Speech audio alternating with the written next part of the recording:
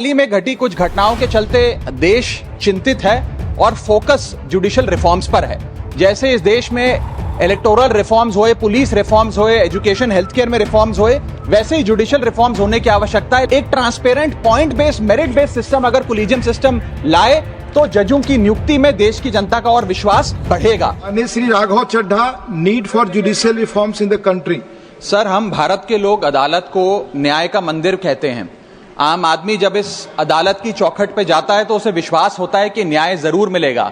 जैसे ऊपर वाले के दरबार में देर है अंधेर नहीं, ऐसे ही ये माना जाता है कि समय भले लग जाए लेकिन अन्याय नहीं होगा। और समय समय पर जुडिशरी ने अपने इस भरोसे को, विश्वास को और मजबूत भी किया है। लेकिन हाल ही में घटी कुछ घटनाओं के चलते देश चिंतित है और फोकस जुडिशियल रिफॉर्म्स पर है।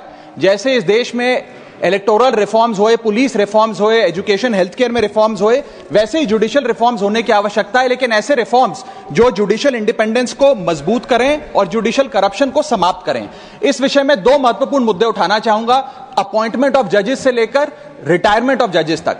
सर, जहां तक अपॉइंटमेंट ऑफ जजेस की बात है, समय समय पर कोलिजियम सिस्टम की शॉर्टकमिंग्स यानी कि खामियां लॉ कमीशन की रिपोर्ट्स, लीगल ल्यूमिनरीज के बयानों के माध्यम से सामने आई और शायद इसी के चलते एनजेएसी जैसे कानून को लाने की जरूरत भी पड़ी। लेकिन अब समय आ गया है कि कोलिजियम स्वयं ही अपने आप को रिफॉर्म करे, अपने आप को रीइन्वेंट करे, ताकि दो चीजें जिसको लेकर लैक ऑफ ट्रांसपेरेंसी और लैक ऑफ पब्लिक स्क्रूटनी, जिन दो विषयों पर कोलिजियम सिस्टम की को क्रिटिसाइज किया जाता है, उसे दूर किया जाए और एक इंडिपेंडेंट ट्रांसपेरेंट प्रोसेस बने जिसमें सीनियरिटी पर, मेरिट पर और इंटेग्रिटी के आधार पर नियुक्ति हो। इस संदर्भ में एक सुझाव लाया हूं सर। आज से पहले एडवोकेट्स को सीनियर एडवोकेट्स डेजिग्नेट करने के लिए एक बड़ा ही ओपेक सिस्टम चला करता था, लेकिन सुप्रीम कोर्ट द्वारा खुद जो गाइडलाइंस लाई गई, आज उसके तहत किसी भी व्यक्ति को अगर सीनियर एडवोकेट बनना है तो उसके लिए एक ट्रांसपेरेंट पॉइंट बेस्ड प्रोसेस है, जिसमें आपसे आवेदन पत्र लिया जाता है। उसके बाद आपकी number of years of practice, pro bono matters कितने किए,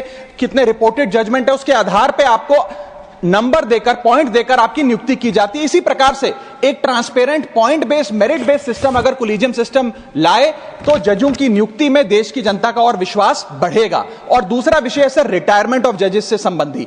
इस देश में एक चलन चलता आया है कि रिटायरमेंट के बाद सरकारें जजेस को एग्जीक्यूटिव या एडमिनिस्ट्रेटिव रोल में नियुक्तियां देती हैं, जिसके चलते conflict of interest, executive interference in judiciary और influence over pre retirement judgments के कई सवालिया निशान खड़े हो जाते हैं। मैं चाहूंगा कि पोस्ट रिटायरमेंट जॉब से संबंधी कुछ रिस्ट्रिक्शंस लाई जाएं। जैसे इस देश में article 148 of the Indian constitution साफ तौर पे कहता है कि सीएजी यानी कि controller auditor general of India की रिटायरमेंट के उपरांत, कार्यकाल की समाप्ति के बाद उन्हें किसी भी सरकारी पद पे कोई राज्य या केंद्र सरकार नियुक्त नहीं कर सकती। इसी प्रकार अगर एब्सोल्यूट रिस्ट्रिक्शन नहीं तो कहीं ना कहीं 2 साल का कूलिंग ऑफ मैंडेटरी पीरियड जरूर लाना चाहिए कि जजों के रिटायरमेंट के बाद कम से कम 2 साल तक उन्हें किसी भी सरकारी पद पर ना कोई राज्य सरकार ना केंद्र सरकार नियुक्त करे। यदि ऐसा होता है सर तो यह भारत के न्यायिक इतिहास में मील का पत्थर साबित होगा। हम देश के लोग अदालत को मंदिर मानते हैं और जजों को न्याय की मूर्ति मानते हैं। ये सारे जुडिशियल रिफॉर्म्स अगर होते हैं तो देश